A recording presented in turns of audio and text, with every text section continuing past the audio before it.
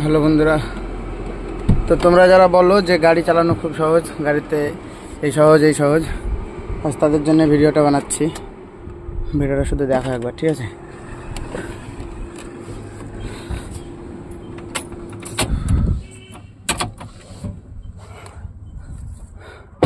হচ্ছে গাড়ি এখানে ফাঁকা মাঠের মধ্যে লাগানো ছিল, ঠিক আছে? ফের এখানে প্রশাসনের লোক কিছু আসলো, তারা বলে যে গাড়িটা একটু ব্যাক করে দেয়।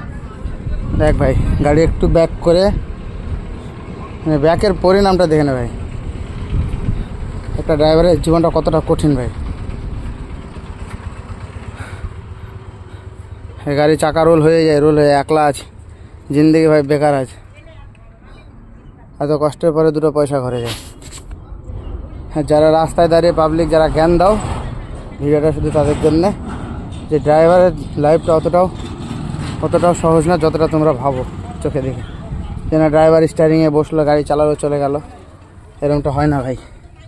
ড্রাইভারি করতে গেলে ফেটে যায়। এখন ট্রাক্টর আসবে, ট্রাক্টরে উঠাবে ভাই। ধৈর্য সব শেষ ভাই। মোটামুটি তোমার এখন বাজে কটা?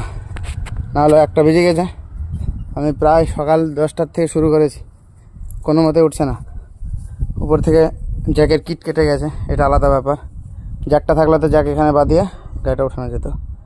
মেন কথা হচ্ছে জ্যাক নেই, জ্যাক খারাপের জন্য হলো না।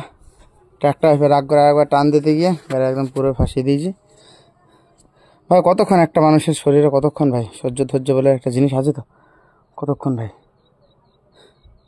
আমি ভাই শেষ আছে, এমনিতে গরম।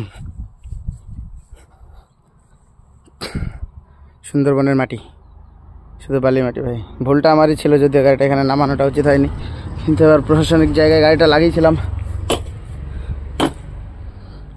কিছু করার নেই। জ্যাকলে ওরা কিট ফিট কেটে 91 জ্যাকে। তো যাই হোক, পার্টিকে বলে দিই যে ট্র্যাক্টর নিয়ে আসা করাও, নাহলে উঠবে না। তারপরে দেখা হচ্ছে, চলো।